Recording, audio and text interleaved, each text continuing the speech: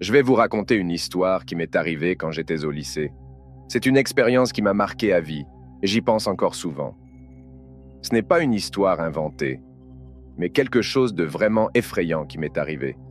Tout a commencé dans mon lycée, un grand bâtiment ancien avec beaucoup de recoins sombres et mystérieux. Mon lycée, situé en périphérie de la ville, avait une longue histoire. Le bâtiment principal était vieux, avec des murs en pierre et des couloirs étroits. Il y avait toujours des rumeurs sur des événements étranges qui s'y étaient produits dans le passé, mais personne ne les prenait vraiment au sérieux. J'étais curieux de nature, et j'aimais explorer les endroits abandonnés et découvrir leurs secrets. C'est ce qui m'a conduit à vivre l'expérience la plus terrifiante de ma vie. Un jour, après les cours, je me suis aventuré dans le sous-sol de l'école. C'était un endroit que peu d'élèves fréquentaient, car il était sombre, humide et sentait le moisi. Les couloirs du sous-sol étaient longs et labyrinthiques, et il y avait de nombreuses pièces verrouillées. En marchant le long de ces couloirs, j'ai remarqué une porte que je n'avais jamais vue auparavant. Elle était légèrement entr'ouverte et semblait m'inviter à entrer. Poussé par la curiosité, j'ai ouvert la porte et j'ai découvert une pièce cachée. L'air à l'intérieur était encore plus froid et plus humide que dans le reste du sous-sol. La pièce était remplie de vieux meubles couverts de poussière et de toiles d'araignée. En explorant la pièce, j'ai trouvé une vieille photographie sur une table. La photo montrait un groupe d'élèves devant l'école, mais il y avait quelque chose de bizarre. Tous les visages étaient flous, sauf un, celui d'une jeune fille qui semblait me fixer avec des yeux perçants. Cette découverte m'a mis mal à l'aise, mais j'ai décidé de garder la photo et de continuer à explorer. Plus je passais de temps dans cette pièce, plus je ressentais une présence étrange, comme si quelqu'un me regardait. Les bruits que j'entendais étaient inexplicables. Des chuchotements, des grincements, et parfois même des pas qui semblèrent se rapprocher. Chaque fois que je me retournais, il n'y avait personne. Cette nuit-là, je n'ai pas pu dormir. La photo de la jeune fille me hantait. Le lendemain, j'ai décidé de faire des recherches sur l'histoire de l'école. Je suis allé à la bibliothèque municipale et j'ai fouillé dans les archives locales. Après plusieurs heures de recherche, j'ai trouvé un article de journal datant de plusieurs décennies. Il racontait l'histoire d'une élève, Emily, qui avait disparu mystérieusement. Selon l'article, elle avait été vue pour la dernière fois près du sous-sol de l'école. Ce que j'ai lu m'a donné des frissons. La photo que j'avais trouvée semblait correspondre à l'époque mentionnée dans l'article. J'ai décidé de retourner dans la pièce cachée pour voir si je pouvais trouver d'autres indices. Cette fois-ci, j'étais plus préparé, avec une lampe de poche et un carnet pour prendre des notes. En entrant dans la pièce, j'ai immédiatement ressenti une atmosphère lourde et oppressante. J'ai commencé à fouiller dans les tiroirs et les armoires, cherchant des indices sur Emily. Au fond d'une vieille armoire, j'ai trouvé un journal intime. Les pages étaient jaunies par le temps, mais l'écriture était encore lisible. Le journal appartenait à Emily. En le lisant, j'ai découvert qu'elle avait mentionné des événements étranges qui se produisaient dans l'école. Elle parlait de bruits inexplicables, de sensations d'être suivie et d'une présence malveillante qui semblait la traquer. Plus je lisais, plus je comprenais que quelque chose de terrible était arrivé à Emily. SEUS. Dernières entrées étaient de plus en plus incohérentes, comme si elle sombrait dans la folie. Elle écrivait sur une présence qui la suivait partout, même chez elle. SEUS. Dernière ligne était presque illisible, mais on pouvait y déceler une peur intense et désespérée. Alors que je refermais le journal, j'ai entendu un bruit sourd derrière moi. En me retournant, j'ai vu que la porte de la pièce s'était refermée toute seule. Mon cœur battait à tout rompre. J'ai essayé d'ouvrir la porte, mais elle semblait verrouillée de l'intérieur. Les chuchotements que j'avais entendus lors de ma première visite étaient de retour, plus forts et plus insistants. J'étais pris au piège. J'ai allumé ma lampe de poche et j'ai commencé à chercher un moyen de sortir. Soudain, la température de la pièce a chuté brutalement et j'ai vu mon souffle se condenser devant moi. J'ai senti une main glacée effleurer mon épaule et j'ai entendu une voix chuchoter mon nom. Pris de panique, j'ai frappé à la porte de toutes mes forces en criant à l'aide. Après ce qui m'a semblé une éternité, la porte s'est finalement ouverte d'un coup. Je suis sorti en courant, le cœur battant et les jambes tremblantes. En sortant du sous-sol, j'ai croisé le concierge de l'école, M. Bernard, qui m'a regardé avec étonnement. Je lui ai raconté ce qui s'était passé, mais il m'a simplement dit de ne plus retourner dans le sous-sol et de laisser le passé tranquille. Les jours suivants, j'ai continué à penser à Emily et à ceux qui avaient bien pu lui arriver. Les événements étranges ne s'étaient pas arrêtés. À la maison, j'entendais des bruits inexplicables et je voyais des ombres furtives. Une nuit, j'ai même rêvé d'Emily. Dans mon rêve, elle me demandait de l'aider, de découvrir la vérité sur sa disparition. J'étais déterminé à en savoir plus. Je suis retourné à la bibliothèque et j'ai continué mes recherches. J'ai découvert qu'après la disparition d'Emily, plusieurs autres élèves avaient rapporté des phénomènes étranges dans le sous-sol, mais personne n'avait jamais trouvé d'explication. Il semblait que l'école cachait un sombre secret et j'étais décidé à le découvrir. Un jour, en fouillant dans les archives de l'école, j'ai trouvé une vieille carte du sous-sol. Elle montrait des pièces et des couloirs qui n'existaient plus. J'ai décidé de retourner une dernière fois dans la pièce cachée, espérant trouver des réponses. Armé de la carte et de mon courage, je me suis faufilé dans le sous-sol après les cours. En arrivant dans la pièce, j'ai commencé à comparer la carte avec ceux que je voyais. J'ai remarqué qu'une des parois semblait différente, comme si elle avait été murée. En tapotant sur le mur, j'ai entendu un son creux. J'ai pris un vieux tuyau en métal et j'ai commencé à frapper le mur. Après plusieurs coups, une partie du mur s'est effondrée, révélant une ouverture sombre. J'ai pris une grande inspiration et je suis entré dans l'ouverture.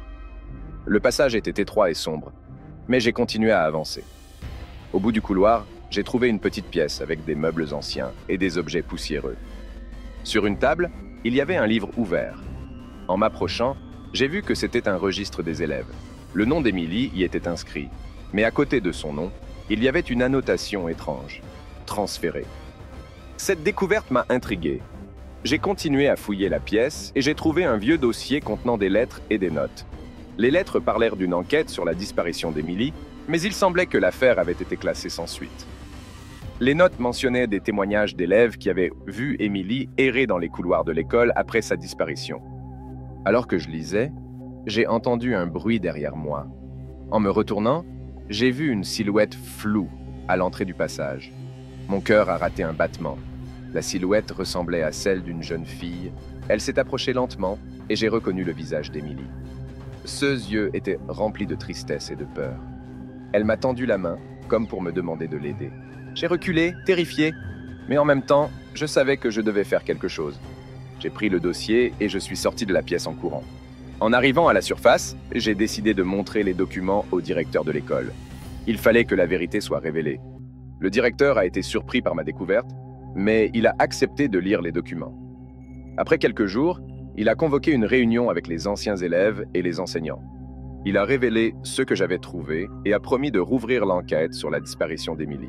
Il a également décidé de fermer définitivement l'accès au sous-sol afin de prévenir d'autres incidents. Après avoir montré les documents au directeur de l'école, je pensais que tout était terminé. Mais en réalité, c'était seulement le début. Les jours suivants, les choses ont empiré. À la maison, les bruits inexplicables et les ombres furtives sont devenus plus fréquents. J'avais de plus en plus de mal à dormir. Chaque nuit, je sentais une présence dans ma chambre, comme si quelqu'un me regardait. Un soir, alors que je faisais mes devoirs, j'ai entendu des chuchotements. C'était la même voix que celle que j'avais entendue dans la pièce cachée. Mon cœur battait la chamade. J'ai pris mon courage à deux mains et j'ai suivi les chuchotements jusqu'à la cave de ma maison. Là, j'ai trouvé une autre photo, semblable à celle que j'avais trouvée à l'école. Cette fois-ci, la jeune fille avait l'air encore plus triste, presque désespérée. Le lendemain, en arrivant à l'école, j'ai remarqué que tout le monde semblait agité. Plusieurs élèves parlaient d'événements étranges survenus pendant le week-end. Certains avaient entendu des bruits de pas dans les couloirs, d'autres avaient vu des ombres se déplacer. Le directeur, quant à lui, semblait plus préoccupé que jamais. J'ai décidé de parler à quelques-uns de mes camarades de classe pour en savoir plus. Ils m'ont raconté des histoires similaires aux miennes, avec des chuchotements et des ombres. Certains m'ont même dit qu'ils avaient rêvé d'Emily, la jeune fille disparue. Cela ne pouvait pas être une coïncidence. J'ai réalisé que l'esprit d'Emily essayait de communiquer avec nous. J'ai pris une grande décision. Je devais retourner dans le sous-sol de l'école pour trouver des réponses. Cette fois, j'ai demandé à mes parents la permission de rester après les cours pour un projet scolaire. Ils ont accepté, sans se douter de ceux que j'avais en tête. Après les cours, je suis allé directement au sous-sol. Le passage que j'avais découvert était toujours là, mais la porte de la pièce cachée était fermée à clé. Je me suis souvenu que le concierge, M. Bernard, avait les clés de toutes les pièces de l'école. J'ai attendu qu'il passe près du sous-sol et je lui ai demandé de m'ouvrir la porte. Il m'a regardé avec suspicion, mais il a fini par accepter. Une fois à l'intérieur, j'ai immédiatement ressenti cette atmosphère lourde et oppressante. J'ai allumé ma lampe de poche et j'ai commencé à explorer de nouveau. Je me suis dirigé vers l'endroit où j'avais trouvé le dossier. Cette fois-ci, j'ai décidé de fouiller plus profondément. Derrière une pile de vieux livres, j'ai découvert une trappe cachée dans le sol. J'ai réussi à l'ouvrir et à descendre par une échelle en bois. En bas, il y avait un petit couloir qui menait à une autre pièce. Cette nouvelle pièce était encore plus étrange que la précédente. Les murs étaient couverts de symboles que je ne reconnaissais pas, et il y avait une vieille table en bois au centre, avec des bougies éteintes tout autour. En m'approchant, j'ai remarqué un carnet posé sur la table. En l'ouvrant, j'ai découvert qu'il s'agissait du journal intime d'Emily. Cette dernière page était remplie de notes sur des rituels et des incantations. Plus je lisais, plus je comprenais qu'Emily avait tenté de communiquer avec des esprits pour découvrir la vérité sur sa propre disparition. Elle avait écrit qu'elle se sentait suivie par une présence malveillante et qu'elle devait trouver un moyen de s'en débarrasser. Ces dernières notes parlèrent d'un rituel qu'elle devait accomplir dans cette même pièce. Soudain, j'ai entendu un bruit derrière moi. En me retournant, j'ai vu une ombre se déplacer rapidement dans le couloir. Pris de panique, j'ai failli laisser tomber le journal, mais j'ai réussi à me ressaisir. J'ai décidé de continuer à lire pour comprendre le rituel. Il semblait qu'Emily avait trouvé une manière de libérer son esprit, mais elle n'avait pas pu l'accomplir avant de disparaître. Je savais ce que je devais faire. J'ai rassemblé les bougies et les ai placées autour de la table, comme indiqué dans le journal. J'ai allumé les bougies et commencé à réciter l'incantation écrite par Emily. Au fur et à mesure que je prononçais les mots, la pièce devenait de plus en plus froide, et les chuchotements autour de moi s'intensifiaient. La lumière des bougies vacillait, projetant des ombres inquiétantes sur les murs. J'ai senti une présence derrière moi, mais je n'ai pas osé me retourner. J'ai continué à réciter l'incantation, ma voix tremblante mais déterminée. Soudain, une rafale de vent glacé a soufflé à travers la pièce, éteignant toutes les bougies d'un coup. La pièce était plongée dans l'obscurité totale. Je me suis figé, essayant de comprendre ce qui venait de se passer. Puis, j'ai entendu un murmure à peine audible. « Merci ». C'était la voix d'Emily. J'ai senti une main légère effleurer mon épaule, et une sensation de paix m'a envahi. Je savais que son esprit avait été libéré. Quand j'ai allumé ma lampe de poche, j'ai vu que les symboles sur les murs avaient disparu. La pièce semblait moins oppressante, comme si un poids énorme avait été levé. J'ai rassemblé mes affaires, et je suis sorti de la pièce, remontant l'échelle avec précaution. En sortant du sous-sol, j'ai senti une brise douce et réconfortante. Le lendemain, en arrivant à l'école, j'ai appris que le directeur avait décidé de fermer définitivement l'accès au sous-sol. Il avait pris conscience du danger que représentait cet endroit. J'ai senti un mélange de soulagement et de tristesse. J'avais réussi à libérer Emily, mais le mystère de sa disparition restait entier. Les jours suivants, les événements étranges ont cessé. Les chuchotements et les ombres avaient disparu, et l'atmosphère à l'école était redevenue normale. Cependant, je ne pouvais m'empêcher de penser à Emily et à ce qu'elle avait vécu. J'ai gardé son journal avec moi, comme un rappel de ce que j'avais accompli. Un jour, en feuilletant le journal, j'ai trouvé une dernière note que je n'avais pas vue auparavant.